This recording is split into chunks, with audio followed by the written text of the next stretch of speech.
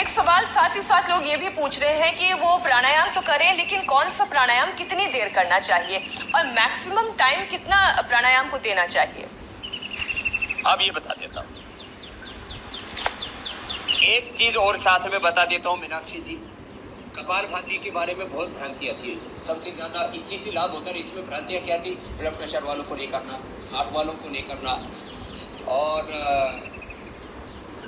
जो है कई प्रकार से और भी कई प्रकार की भ्रांतियां लोगों के दिमाग में डाली। भांति भांति की भ्रांतियां कपालभाति के बारे में डाली। जिनको हाइपरटेंशन है, हार्ट प्रॉब्लम है, अस्थमा है, कमजोरी है, खून की कमी है, वो 1 सेकेंड में 1 स्ट्रोक लगाए।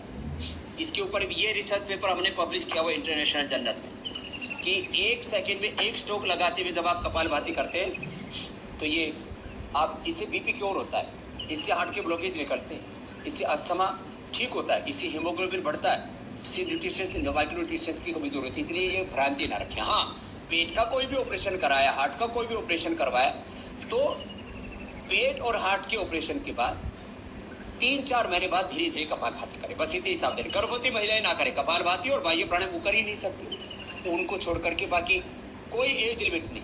2-3 साल के बच्चों से लेकर के 100 साल तक, जब तक जिए तब तक आप प्राणायाम करते रहे। अब टाइमिंग सामान्य रूप से जिसको कोई बीमारी नहीं हो 5 से 10 मिनट कपालभाति, 5 से 10 मिनट अनुलोम विलोम।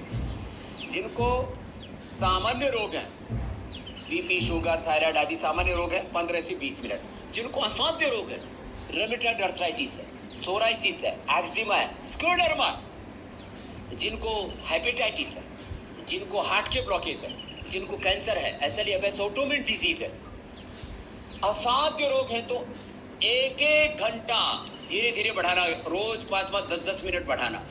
1-1 घंटा कपालभाति अनुलोम विलोम करने से पहले ही दिन से लाभ शुरू। पहले दिन नहीं, 1 सेकेंड में लाभ शुरू। Instant benefit, instant chemical source hormones का बैलेंस, रिजुविनेशन और सेल्फ एक्सप्रेशन, सेल्फ ट्रांसफॉर्मेशन। जी स्वामी।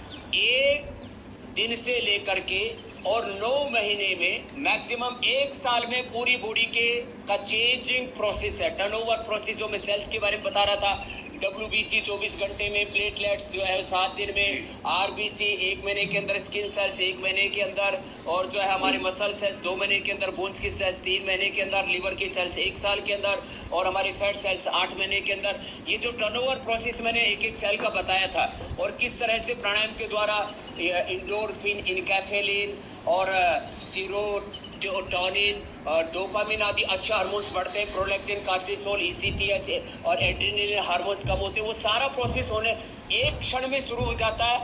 1 सप्ताह में उसे एक्सपीरियंस कर सकते हैं बहुत अच्छे लेवल पर। 1 महीने में मैक्सिमम रूपांतरण हो जाता है, आपकी चमड़ी का रंग बदलने लगेगा सब कुछ। और असाध्य रोग माने एसएलईएमएस ऑटोइम्यून डिजीज, कैंसर जैसे, रोमेटॉइड आर्थराइटिस जैसे, टेढ़े मेढ़े ऐसे हाथ पैर लेकर के मेरे पास लोग आए थे, उनको मैंने ठीक किया है। 9 महीने के अंदर कंप्लीट ट्रांसफॉर्मेशन।